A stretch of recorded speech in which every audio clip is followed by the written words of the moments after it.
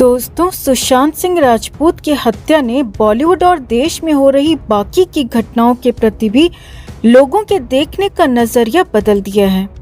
जहां एक तरफ कोविड-19 से लाखों लोगों की जान चली गई, वहीं इस कोविड-19 ने करोड़ों लोगों को घर में बिठाकर खुद के अंदर झांकने का मौका भी दिया है। लोग समझने लगे हैं कि सिर्फ पैसा कमाना, भोजन करना, टीवी देखना ही लाइफ नहीं है। समाज और देश के प्रति भी उनकी कुछ जिम्मेदारी है। करोड़ों लोग घर में बैठकर अब अपनी अपनी तरह से अपने समाज और देश के लिए काम करने लगे हैं। पर आज भी हमारा समाज अंग्रेजों के द्वारा उनके फायदे के लिए बनाई गई चीजों को झेल रहा है। हम हमेशा सुनते हैं, इस देश में कानून का राज है।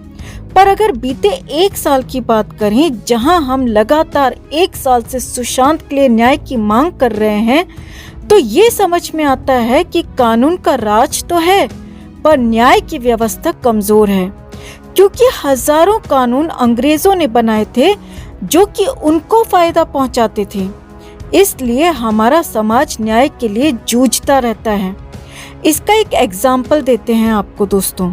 एक कानून है मोटर व्हीकल एक्ट, जिसको अंग्रेजों ने 1914 में बनाया था। इस कानून में था कि अगर आप दारू पीकर या बिना पिए ही किसी पर गाड़ी चढ़ा देते हैं और वो मर जाता है, तो हत्या गैर इरादतन मानी जाती है और जिसमें 2 साल की सजा और फाइन का प्रावधान है। पर अगर आप गाड़ी के बाहर निकलकर उस आदमी को मार देते हैं, तो इरादतन हत्या का आरोप लगता है और कम से कम 14 साल की जेल होनी तो तय है। अब आप सोचिए दोस्तों कि अगर आप गाड़ी से किसी को कुचलकर मार दें या निकल के मारें, दोनों ही केसेस में है तो ये हत्या ही ना। इसी का परिणाम है कि पैसे वाले लोग और बिगड़ैल बाप के बिगड़ैल बेटे लोग हर बार किसी न किसी को कुचलकर मार देते हैं और बच के निकल जाते हैं। चाहता हूँ वो ये कि इस देश में कानून का राज चल रहा है, न्याय की व्यवस्था नहीं है। और कानून मूर्खता के बने हुए हैं तो फैसले भी मूर्खता के ही हो रहे हैं इस देश में। एक और उदाहरण देता हूं कानून और न्याय का। इस देश में एक कानून है, उसका नाम है मोटर व्हीकल एक्ट, अंग्रेजों के जमाने का बना हुआ है। इस कानून में व्यवस्था क्या है?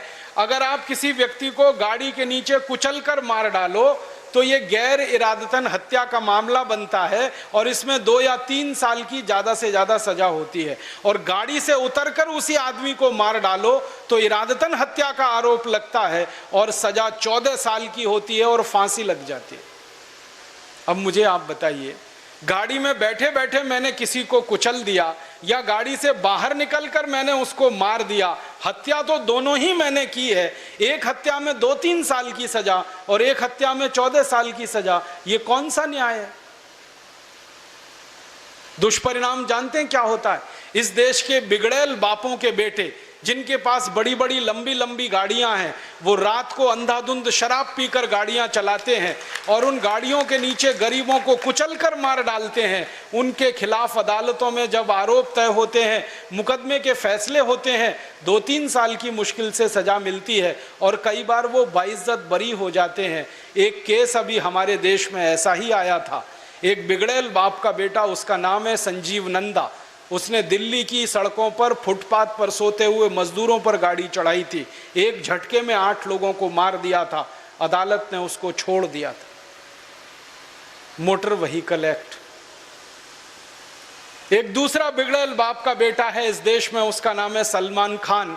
उसने बंबई में 20 लोगों को अपनी गाड़ियों के नीचे कुचलकर मार डाला है।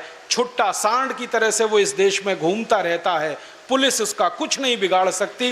न्याय व्यवस्था के मुंह पर वो तमाचा मारता है। कारण क्या? Motor vehicle act. जब इस कानून का इतिहास जानने की मैंने कोशिश की तो पता चला अंग्रेजों ने ये कानून बनाया था अपने लिए, क्योंकि अंग्रेज मोटरें चलाया करते थे, गाड़ियां उन्हीं के पास हुआ करती थी और अक्सर उनकी मोटर के नीचे आके भारतवासी कुचलकर मर जाया करते थे। तो किसी अंग्रेज को फांसी ना लगे, उसके लिए इस कानून में व्यवस्था ऐसी की गई थी। वो अंग्रेजों के ज़माने की व्यवस्था आज भी चल रही है और काले अंग्रेजों के लिए फल और फूल रही है। और हम भारतवासियों की छाती पर मूंग दल गए। ऐसी देश की व्यवस्था है। इसलिए मैं कहता हूं, देश आजाद हुआ कहां, स्वतंत्रता आई कहां। ऐसे मैं आपको सैकड़ों उदाहरण दे सकता हूं, क्योंकि अंग्रेजों के जमाने के बनाए हुए 34,735 कानून ऐसे के ऐसे ही चल रहे हैं। आपको बता दें कि मोदी सरकार ने 2017 में मोटर व्हीकल एक्ट में कई बदलाव करने की कोशिश की थी, जिसमें कुचलने पर सजा को 2 साल से 7 साल तक बढ़ाने का भी प्रावधान था, पर कांग्रेस ने इसका राज्यसभा में विरोध किया था और ये लटक गया।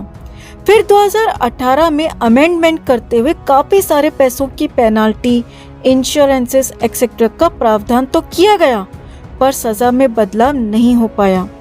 मतलब अगर आपके पास पैसा है तो मारने वालों को आप पैसा देकर आराम से बचकर जा सकते हैं।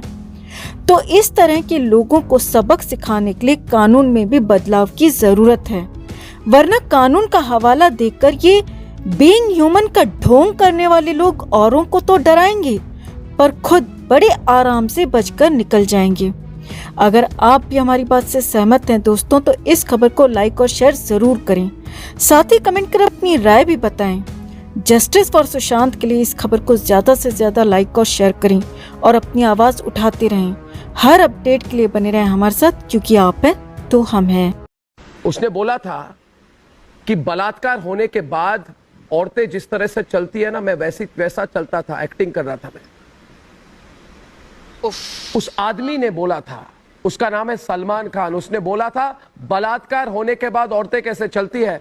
अरे सलमान, तेरे को पता है किस तरह की घिनौनी भाषा यूज की थी आपने? आपने नहीं बोलूंगा मैं। तो वो सलमान जो इतना बोलता था ना, कहां है? कहां छिपा हुआ है?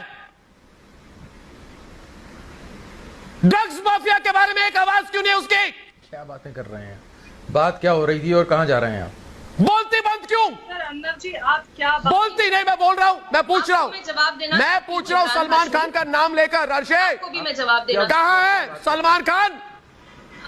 सलमान, एक आवाज नहीं उठी, एक स्टेटमेंट नहीं, एक ट्वीट नहीं, पर्सनल क्या? मैं पूछ रहा हूं सलमान खान कहां है? पूरे दिशा सालियान वाले मामले में चुप क्यों हो सलमान? चुप क्यों हो सलमान? सुशांत की हत्या के बारे में चुप क्यों हो सलमान? किस शहर में हो तुम? किस देश में हो तुम सलमान? देश के नब्ज के खिलाफ बोलने वाले आदमी हो तुम, तो बोल के दिखाओ। बोलती बंद क्यों? बिग बॉस के डायलॉग दिए जाएंगे हाथ में, कोई लिखेगा तो फिर उसको पढ़ोगे रट्टा मार के, तो क्यों ना पूछूं मैं?